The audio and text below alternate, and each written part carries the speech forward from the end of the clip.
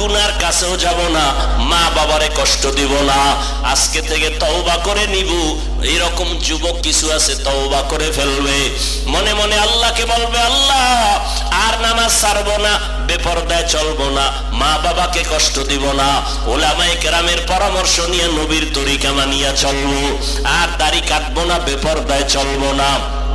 ও যুবক বাবারা, ও বৃদ্ধ বাবাজিরা, আপনাদের মতো কত বুড়া মানুষ মসজিদে গিয়া 5 বেলার নামাজ পড়ে, আপনি কেন পারবেন না? ও পর্দার আড়ালের আম্মা জান বোনেরা, আপনাদের মতো কত মা বোন আছে পর্দা করে, মোবাইলে সময় নষ্ট করে না, স্বামীর মাল হেফাজত করে, আল্লাহর মোহাব্বত নিয়ে নামাজ পড়ে, আপনারা কেন পারবেন না? আল্লাহ সন্তান দিছেন, নেককার সন্তান বানায় যান, ডাক্তার বানাবেন, কোরআন পড়াইয়া যান, সন্তানটা কোরআন পড়বে, ডাক্তারি পড়বে, মা বাবার জন্য দোয়া করবে। ও পর্দার আড়ালের আম্মা জানেরা, তওবার নিয়ত করে তওবা করেন, পিছনে যত গুনাহ করছেন সামনে আর কোনো অপরাধ করবেন না। আল্লাহর কাছে মনে মনে বলেন, ও আল্লাহ সন্তানটারে আদর্শ মানুষ বানাবো, নামাজ ছাড়বো না, বেপরদায় চলবো না, স্বামীর মালের খেয়ানত করবো না। ও যুবক বাবারা, তওবা করে নাও, মনে মনে অন্তর তৈরি করে ফেলো, মরিয়া গেল আর নামাজ ছাড়বা না, দাড়ি কাটবা না, বেপরদায় চলবা না, মা বাবার দোয়া নিয়ে, ওলামায়ে কেরামের পরামর্শ নিয়ে চলবা। তওবার অন্তর যদি তওবার জন্য তৈরি হয়ে থাকে, মুনাফিকি দুর্বলতা যদি অন্তরে না থাকে, যাদের তওবার খাঁটি নিয়ত আছে, তাদেরকে বলবো দুটো হাত আমার আল্লাহকে দেখাইয়া দাও। আয় আল্লাহ, হাতগুলো কবুল করে নেন, তওবা কবুল করে নেন, তওবার উপরে মজবুত হইয়া চলার তৌফিক দান করেন, আমিন। আলহামদুলিল্লাহি রাব্বিল আলামিন, ওয়াসসালাতু ওয়াসসালামু আলা সাইয়্যিদিল আমবিয়াই ওয়াল মুরসালিন ওয়া আলা আলিহি ওয়া আসহাবিহি আজমাইন। ইয়া আরহামার রাহিমিন, ইয়া আরহামার রাহিমিন, ইয়া আরহামার রাহিমিন, রব্বিরহামহুমা কামা রাব্বায়ানি সগীরা। আল্লাহুম্মা ইন্নাকা আফুউন কারীম তুহিব্বুল আফওয়া ফা'ফু আন্না। আল্লাহুম্মা ইন্না নাসআলুকা রিযাকা ওয়াল জান্নাহ ওয়া নাউযু বিকা মিন সাখাতিকা ওয়ান নার। আল্লাহুম্মা ইন্না নাউযু বিকা মিনাল বারাসি ওয়াল জুনুনি ওয়াল জুযামি ওয়া সাইয়্যিল আসকাম। اللهم اجعلني في عيني صغيرا وفي أعين الناس كبيرا. ربنا ظلمنا أنفسنا وإن لم تغفر لنا وترحمنا لنكونن من الخاسرين. ওদায়ার মালিক, কুদরতের নজর দিয়ে দেখেন, ওলামায়ে কেরাম, মুরব্বী, হাজী সাহেব, ব্যবসায়ী, চাকরিজীবী, পর্দার আড়ালের মা বোনেরা, আমার যুবক ছাত্র ভাইরা হাত তুলেছেন, আমরা গুনাহগার, মেহেরবানি করে আমাদের মাফ করে দেন, মাহফিল কবুল করে নেন, আয়োজনকারী সহযোগিতাকারীদের কবুল করে নেন, মাদ্রাসা কবুল করে নেন। আয় আল্লাহ, সারা দুনিয়াবাসীকে মাফ করে দেন আল্লাহ। প্রবাসে যারা আছে হেফাজত করেন আয় আল্লাহ। ফিলিস্তিনের মুসলমানদের উপরে রহমতের চাদর বিছায়া দেন। ইসরায়েলের জালেমদের জুলুম থেকে হেফাজত করেন, ইসরায়েলের জালেমদের ধ্বংস করে দেন আল্লাহ। সমস্ত জালেমদের জুলুম থেকে হেফাজত করেন আল্লাহ। বাংলাদেশ শান্তির দেশ বানায় দেন। জনপ্রতিনিধির দায়িত্ব যারা পালন করে আয় আল্লাহ, প্রশাসনিক ভাবে যারা কাজ করে, সবাইকে দ্বীনের খাদেম বানায় দেন, মা বোনদের আবেদা বানায় দেন, 5 ওয়াক্ত নামাজি পর্দাওয়ালা বানায় দেন, ঘরে ঘরে সুন্নতের বাতি জ্বালায় দেন, সন্তানগুলো নেককার বানায় দেন, লেখাপড়া যারা করে পরীক্ষার্থী কামিয়াবি দান করেন, মাদ্রাসা মসজিদগুলো কবুল করে নেন, অন্যান্য শিক্ষা প্রতিষ্ঠান নবীর আদর্শে কবুল করে নেন। আয় আল্লাহ, আমাদের রিয়া হাসাদ কিবির দূর করে অন্তরে ইখলাস দান করেন, মুখালিফের মুওয়াফিক বানায় দেন, ইলম ও হিকমত আমলে বরকত বাড়ায় দেন, উলামা তোলাবা উম্মতের অন্তরে ইজ্জত মুহাব্বত বাড়ায় দেন, উলামা আহলে হকের বিজয় দান করেন, বাতিলের মোকাবেলায় বিজয় দান করেন। আয় আল্লাহ, আমার কলিজার টুকরা যুবক প্রত্যেকের দ্বীনের খাদেম বানায় দেন, মোবাইলের গুনাহের থেকে হেফাজত করেন করেন আল্লাহ, মোবাইলের গুনাহের থেকে হেফাজত করেন আল্লাহ, মোবাইলের গুনাহের থেকে হেফাজত করেন আল্লাহ। আয় আল্লাহ, আমরা যারা হাত তুলেছি জানি না কার মা নাই, বাবাও নাই, অন্ধকার কবর থেকে দোয়া চায়। আয় আল্লাহ, সবার কবর জান্নাতের ফয়সালা করে দেন। যারা বেঁচে আছেন দীর্ঘ নেক হায়াত দান করেন, অসুস্থ যারা সুস্থতার নিয়ামত বাড়ায় দেন। আয় আল্লাহ, সারা দুনিয়ায় খেদমতের জন্য কবুল করে নেন, ইজ্জতের হেফাজতের ব্যবস্থা করে দেন। আয় আল্লাহ, আম্বিয়া কেরাম, সাহাবায়ে কেরাম, শুহাদায়ে কেরাম, আউলিয়ায়ে কেরাম, আসাদেজায়ে কেরামদের মাকাম জান্নাতে বাড়ায় দেন। আওয়াজে কথায় রুহানিয়াত বাড়ায় দেন, বরকতি হালাল রিজিক দান করেন, অভাবীদের অভাব দূর করে দেন, মাখলুকতের শারারাত থেকে হেফাজত করেন।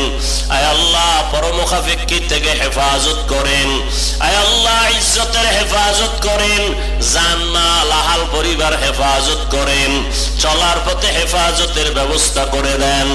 আয় আল্লাহ, নবীজির মুহাব্বতের সুন্নাতওয়ালা জিন্দেগি আমাদের দান করেন, নবীজির রওজা বাইতুল্লাহ জিয়ারতের জন্য কবুল করে নেন। আয় আল্লাহ, আমাদের পরস্পরে মুহাব্বত বাড়ায় দেন, জাহেরি বাতিনি দুশমনদের চক্রান্ত থেকে ইজ্জতের সাথে হেফাজতের ব্যবস্থা করে দেন। আয় আল্লাহ, নবীজির মুহাব্বতে আমাদের দোয়া কবুল করে নেন। আয় আল্লাহ, মেহেরবানি করে আমাদের দিলের নেক আশা পূরণ করে দেন। আয় আল্লাহ, সারা দুনিয়ায় খেদমতের জন্য কুদরতের হাতে কবুল করে নেন, মিথ্যা মামলা থেকে চিরমুক্ত করে দেন, বিবাহ চাকরির সমস্যায় যারা আছে সমাধানের ব্যবস্থা করে দেন, বরকতি হালাল রিজিক বাড়ায় দেন আল্লাহ। নবীজির মুহাব্বতে আমাদের দোয়া কবুল করে নেন। হাসবুনাল্লাহু ওয়া নি'মাল ওয়াকিল, নি'মাল মাওলা ওয়া নি'মান নাসির। ওয়া সাল্লাল্লাহু তাআলা আলা খায়রি খালকিহি মুহাম্মাদ ওয়া আলা আলিহি ওয়া আসহাবিহি আজমাইন। আমিন আমিন আমিন বিরহমাতিকা ইয়া আরহামার রাহিমিন। হাদিসে তো কেচ্ছা কাহিনীর অন্ত নাই, আর আমরা তো সোনাবন্দের কেচ্ছা বলি না, আমরা বয়ানে বসে ওই সমস্ত কেচ্ছা শুনাই যা শুনলে মানুষের চোখে পানি আসে, দিল নরম হয়। তোমার মধ্যে এত হিংসা কেন? কি কারণ কি? তোমার দাড়ি নেই, সে নিয়ে তো তুমি একবারও টেনশন করলা না। তোমার মাথায় রসুলের আদর্শের টুপি নাই, সে নিয়ে তো তুমি ভাবলা না। তাবলীগের কারণে বহু মানুষ দিনের পথে আসতেছে, তোমার এইটা নিয়ে অ্যালার্জি। সাহস থাকলে আজকে বলে দাও, আমি হাফিজুর রহমান আল্লাহর জাতের কসম করে বলে গেলাম, তুমি আমাকে প্রমাণ দাও, আমি এখন থেকে তাবলীগের বিরুদ্ধে নেমে যাব, চরমনের বিরুদ্ধে নেমে যাব। আমাকে জবাব দাও, সবাই মিলে সত্য কথা বলবা। আমার কলিজার যুবকদেরকে বলতেছি, বাংলাদেশের মধ্যে তাবলীগের দ্বারা ইসলাম আর মুসলমানের কি পরিমাণ ক্ষতি হয়েছে, জবাব চাই সবার কাছে। বুঝে নাই? তাবলীগের কারণে বাংলাদেশে ইসলাম আর মুসলমানের কি ক্ষতি হয়েছে বলো, বলো বলো, যুবকেরা বলো। হয় নাই? সত্য। নাম্বার 2, এদেশে হক পীর আছে, ওলিয়া উলিয়া আছে, এদের দ্বারা ইসলামের এবং মুসলমানের কি ক্ষতি হয়েছে আছে জানা কারো? হয় নাই? হয় নাই? নাম্বার 3, কওমি মাদ্রাসার দ্বারা আমার বাংলাদেশের মুসলমানের ঈমান আমলের ক্ষতি হয়েছে? হয় নাই? সবাই একমত? তাহলে পায়ে ধরে বিনয়ের সাথে বলে গেলাম, মোহাব্বতে, রাগের ভাষাও আছে, ওটা ছেড়ে দিলাম, মোহাব্বতের ভাষা দিয়ে বলে গেলাম, যদি তোমার অন্তর বলে আসলেই তাবলীগের দ্বারা মুসলমানের ঈমানের ক্ষতি হয় নাই, যদি পীর মুরিদি যারা হক লাইনে এদের দ্বারা এদেশের মানুষের ঈমানওয়ালার ঈমান আসছে, বেনামাজি নামাজি হইছে, দাড়ি কামানেওয়ালা দাড়িওয়ালা হইছে, যদি এটা অন্তর বলে কওমিওয়ালাদের দ্বারা এদেশের মানুষ দ্বীনের দিকে আসছে, গুনার দিকে যায় নাই, যদি এটা তোমার অন্তর সাক্ষী দেয়, পায়ে ধরে বলে গেলাম, মৃত্যু পর্যন্ত কোনোদিন তাবলীগের বিরুদ্ধে কিছু লেখবা না, কিছু বলবা না, কোনোদিন ভুলেও। কওমের বিরুদ্ধে কিছু বলবা না, লেখবা না। খাঁটি আল্লাহওয়ালা ভণ্ড না, যারা খাঁটি ওলিয়া উলিয়া এদের বিরুদ্ধে লেখবা না, বলবা না। আর থাকলে আমাকে প্রমাণ দাও, কেউর দরকার নেই, আমি মাঠে বিরোধিতায় নেমে যাব। আমাকে সাইজ করে নাও, আমাকে ম্যানেজ করে নাও। বিরোধিতা কেন? কই আমি পাঁচকল্লি টুপি মাথায় দিছি, যাদের টুপি নেই কি তাদের বিরুদ্ধে তো কিছু বলি নাই। তুমি পাঁচকল্লি দেখলে কেন এত বাঁকা নজরে তাকাও? আমি তো কওমি মাদ্রাসার সন্তান, কোনোদিন তো আলিয়ার বিরুদ্ধে বলি নাই, স্কুলের বিরুদ্ধে বলি নাই। তুমি কওমি নিয়ে কথা বলো কেন? আমি তাবলিগের লাইনের সন্তান, পীর মুরিদির লাইনের সন্তান। যারা পীর মুরিদির লাইনে নাই, তাবলিগের লাইনে নাই, তাদের তো হিংসা করি নাই, দেখলে সালাম দেই। তোমার মধ্যে বিরোধিতা কেন? লাথি মারার গুণটা অর্জন করেছো, বুকে লাগাইয়া বুঝাবার গুণটা অর্জন করতে পারো নাই। রাসূল তো কাউকে লাথি মারেন নাই, বুকে লাগাইছেন, যে কারণে 13 বছরের ব্যবধানে মক্কার জাহান্নামী মানুষগুলো জান্নাতের টিকিট পেয়ে গেছেন, মাত্র 13 বছর। তোমার আদর্শ এমন কেন? আমি হাফিজুর রহমান রে 13 বার গালি দিছো, হেদায়েতের দোয়া করছো কয়বার? কই নবীর আদর্শ তোমার আদর্শ? আল্লাহ আমাদের সব ভাইকে হেদায়েত দান করুন। আমি 20 রাকাত তারাবি পড়েছি, কোনদিন তো 8 রাকাত ওয়ালারে হিংসা করে গালি দেই নাই। তুমি 20 রাকাত ওয়ালারে নিয়ে কথা বলো কেন? আমি আলহামদুর পরে আস্তে আমিন বলি, যারা জোরে বলে তাদের তো হিংসা করি নাই, সালাম বন্ধ করি নাই। আপনারা কেন আমাদের আস্তে আমিনদারে জোরে বানাবার ফিকির করেন?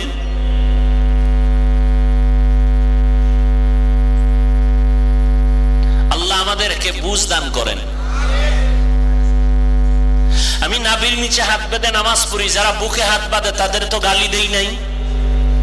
আপনি কেন আমার নাভির নিচের হাত দিয়ে টানাটানি করেন? নাম্বার শেষ। 20 রাকাত পড়ছি, 8 রাকাত পড়ছেন, আমি আস্তে আমিন বলছি, আপনি জোরে আমিন বলছেন। দলিল আমারটাও হাদিসে রেডি, আপনারটাও রেডি, মেনে নিলাম। নিরপেক্ষ কথা, এটা একটা আমল। কার জন্য করছি? সবাই একমত? আপনি 8 রাকাত পড়ছেন, এটা আমলটা কার জন্য করছেন? তো আল্লাহর জন্য যদি আমল করেই থাকেন, ভাবটা কেন বান্দার সাথে? আমল করছেন আল্লাহর জন্য, বান্দার সাথে ভাব দেখান কেন? ভাব তো আল্লাহর কাছে দেখাইবেন। আল্লাহ আমার পাওয়ার কত জানো নি তুমি? আমি 8 রাকাতে সব সাইজ, আমার 20 পর্যন্ত যাওয়া লাগে না, আমার ইমানের এত পাওয়ার। মদিনার নবী কা তোর 8 রাকাত লাগবে না, তুই যদি নামাজের মতো নামাজ 2 রাকাত পড়ো, ইমানটারে তাজা করে ইখলাস নিয়ে, তোর 2 রাকাত জান্নাত ওয়াজিব হয়ে যাবে, যদি পাওয়ার ঠিক থাকে। আর যদি 8 রাকাত কেন 20 রাকাত পড়ো, ভাব দেখাও, তোর সওয়াবটাও জায়গায় শেষ। আগুন যেমন লাকড়ি ধ্বংস করে ফেলে, মানুষের অহংকার আর ভাবে আমল নষ্ট করে ফেলে। তুমি 8 রাকাত পড়ো আর 20 রাকাত পড়ো, কোনো লাভ নাই যদি ভাব থাকে, ভেতরে অহংকার থাকে। আমল করছি আল্লাহর জন্য, বান্দার সাথে ভাব কেন? সালাম দেয়ও না, দিলেও নেয় না, বিষয় কি? কয় বাস করলি। একটা টুপিকে কেন্দ্র কইরা দূরে ফালায় দিস, তাহলে টুপি সাইডিয়া চলাই ভালো নাকি? আর আমি একটা টুপি তো একজনে দিছে, নামাজ তো একজনে পড়তেছে, আল্লাহকে মানতেছে।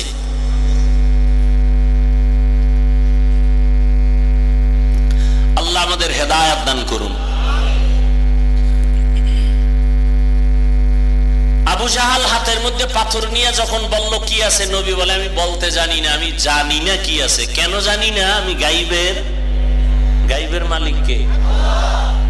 এখানে একটা কথা বলে রাখি, মনে রাখবেন যাদের সম্ভব। কিছু কিছু আল্লাহর গুণ আছে, এটা আল্লাহর জন্যই খাস, এখানে আর কারো অংশীদার নাই। আর কিছু কিছু গুণ আছে, এটা বান্দার মধ্যেও আছে। যেমন আলিম আল্লাহর একটা গুণ। তোমাদের এই লুজ জয়েন্ট ঠিক করো মিয়া।